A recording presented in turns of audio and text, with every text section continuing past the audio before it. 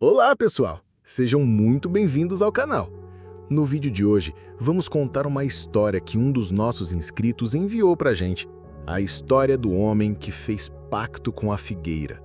Segundo ele, essa história é real. E aí, o que vocês acham? É fato ou fake?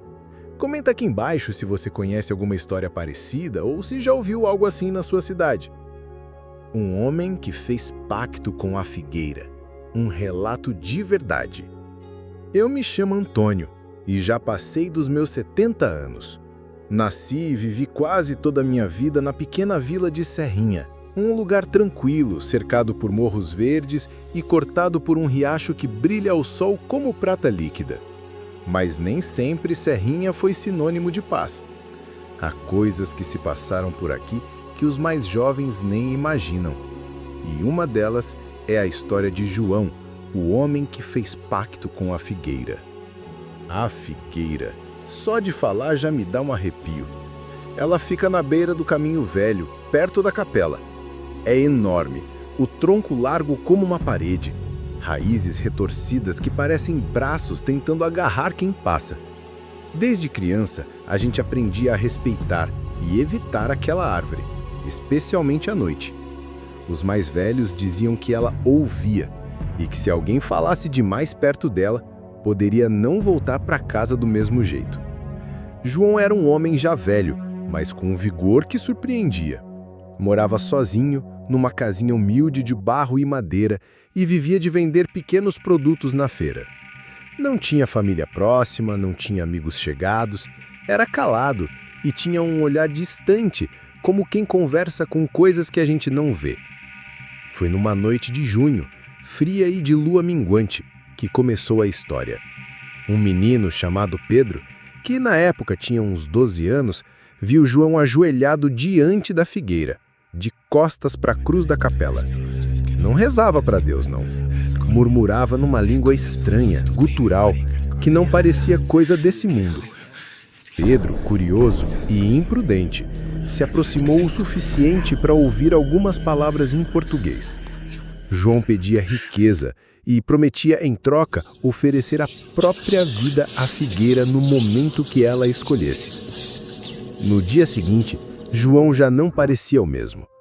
Andava ereto, de roupas limpas e com um sorriso estranho, não de alegria, mas de quem sabe algo que os outros não sabem. E, pouco a pouco, as mudanças começaram. Na primeira semana, ele apareceu na feira com um cavalo preto de pelagem brilhante e arreios de prata. Comprou terras de famílias que estavam endividadas, pagando em moedas de ouro que ninguém sabia de onde tinha vindo. Contratou pedreiros para construir uma casa grande, de 2 andares, com janelas de vidro importado, coisa que naquela época ninguém em Serrinha tinha.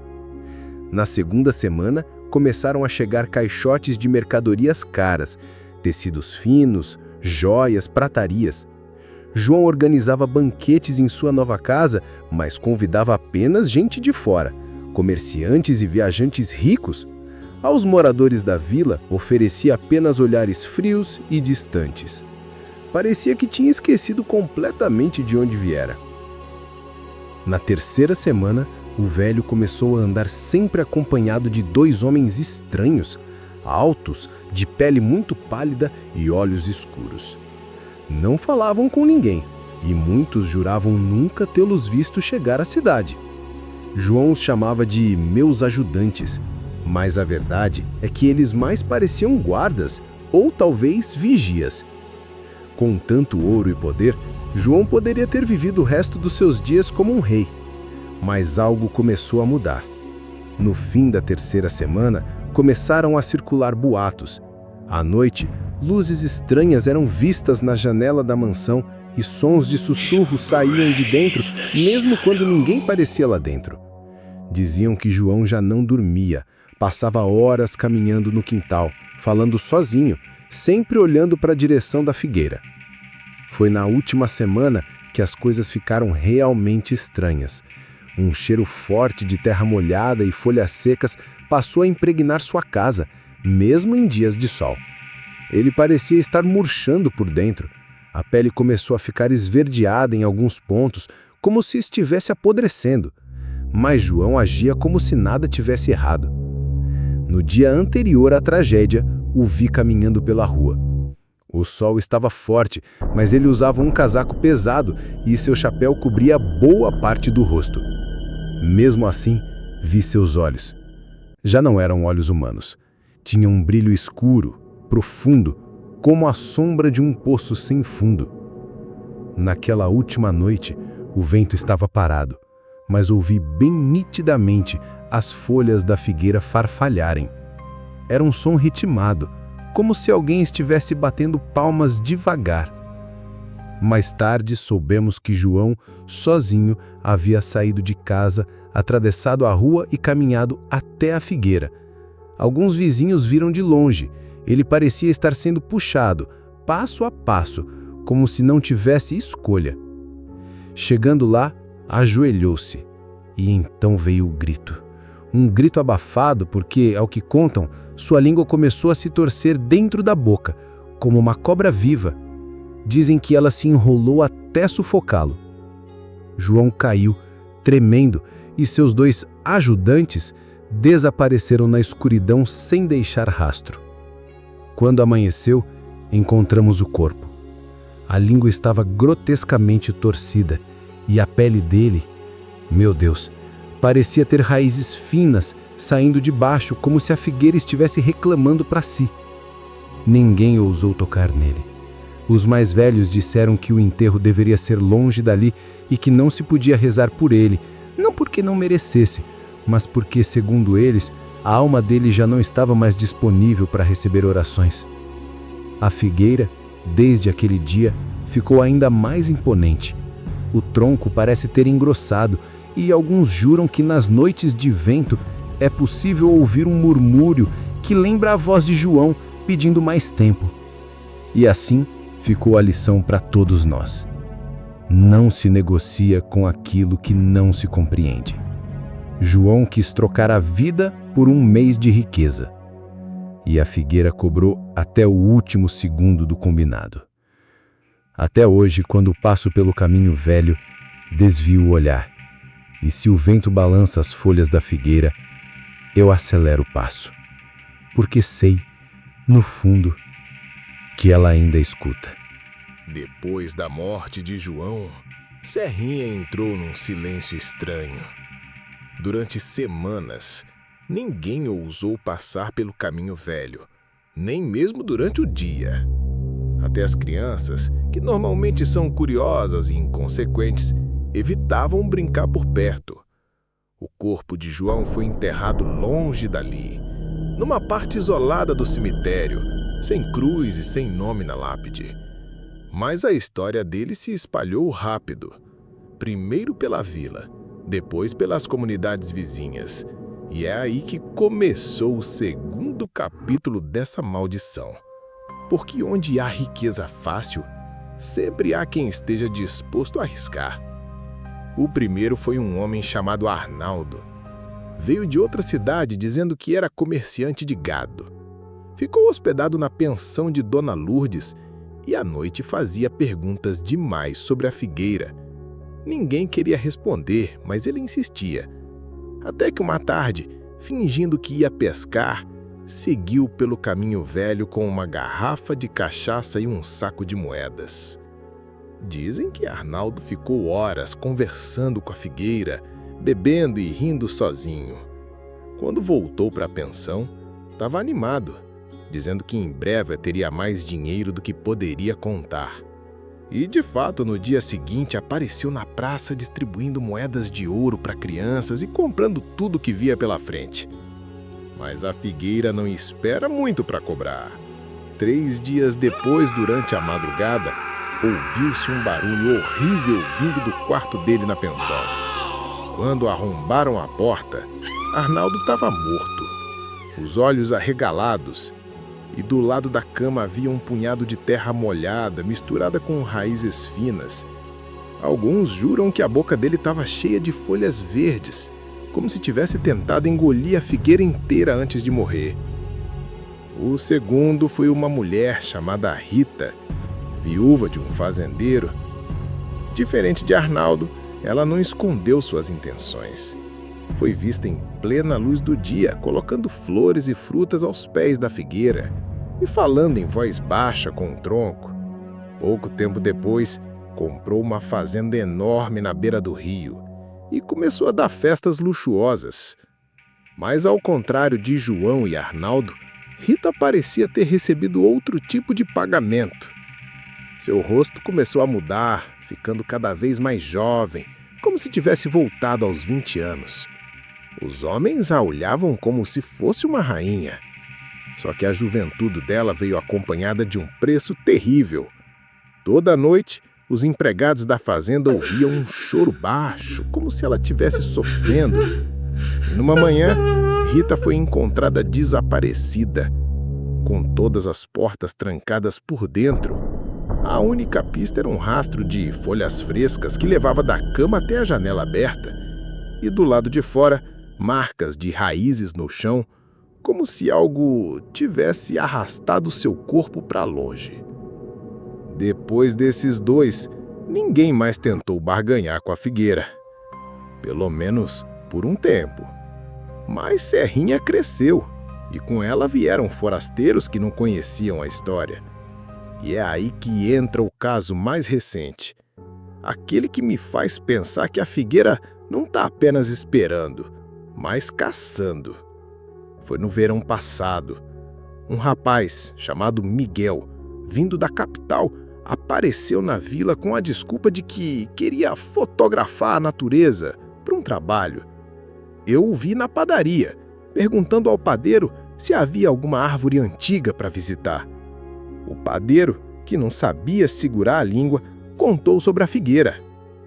2 dias depois, Miguel foi até lá com uma câmera e uma mochila. Eu o vi passando e, confesso, pensei em avisar. Mas quem sou eu para dizer a um estranho o que fazer? À noite, no entanto, eu mesmo fui acordado por um barulho que vinha do caminho velho.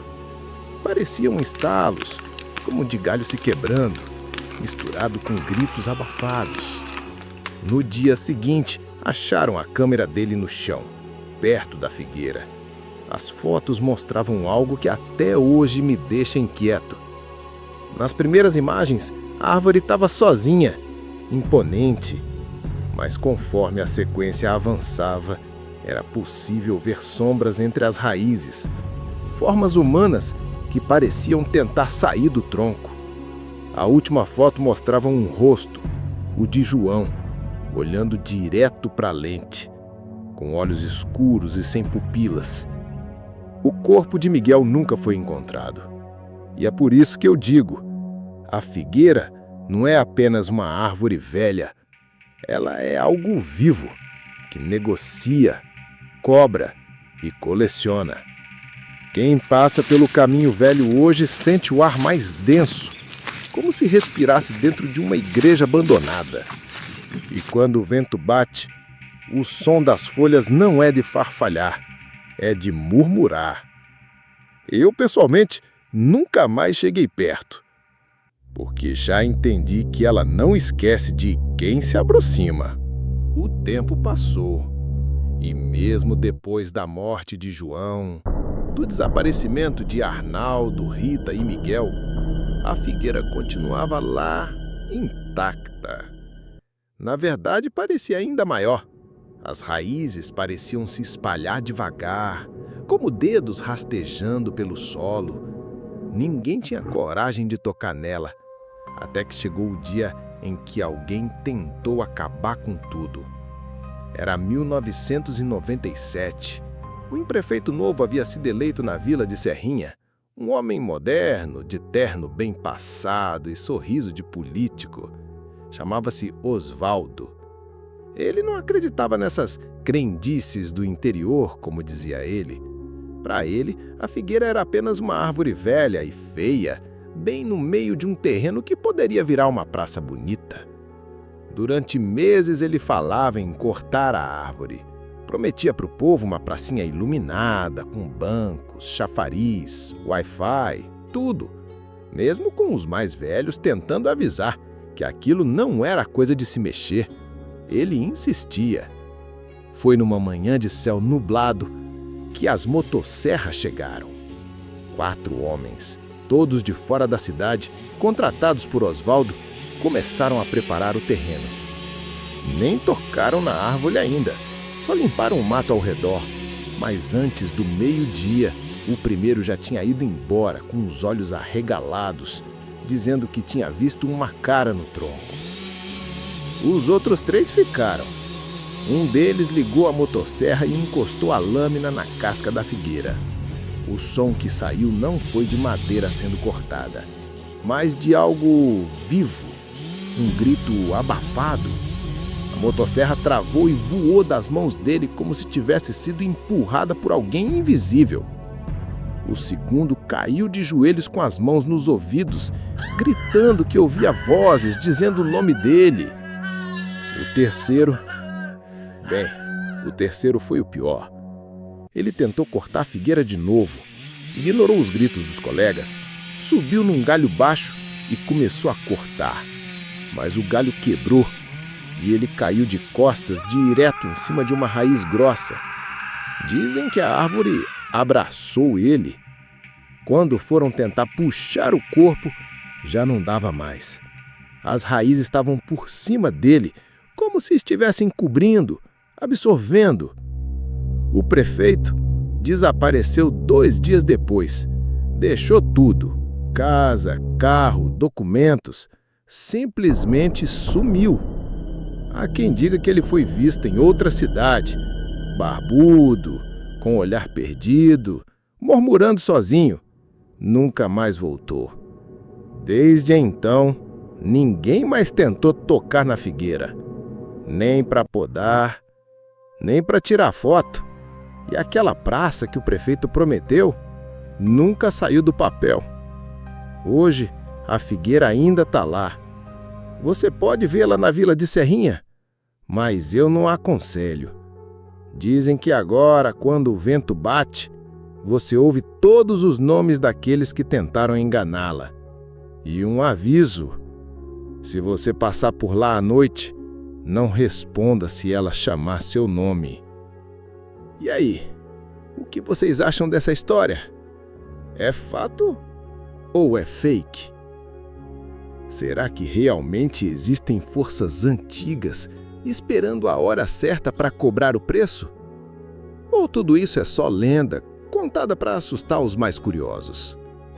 Conta pra gente aqui nos comentários o que você achou da história. Já ouviu algo parecido na sua cidade? Ou da sua família? Se você curtiu o vídeo, deixa o like, porque isso ajuda muito o canal a continuar trazendo essas histórias sombrias para vocês.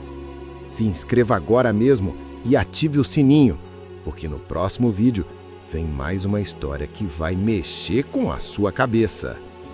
E lembra, nem tudo que é antigo tá morto. Até o próximo vídeo.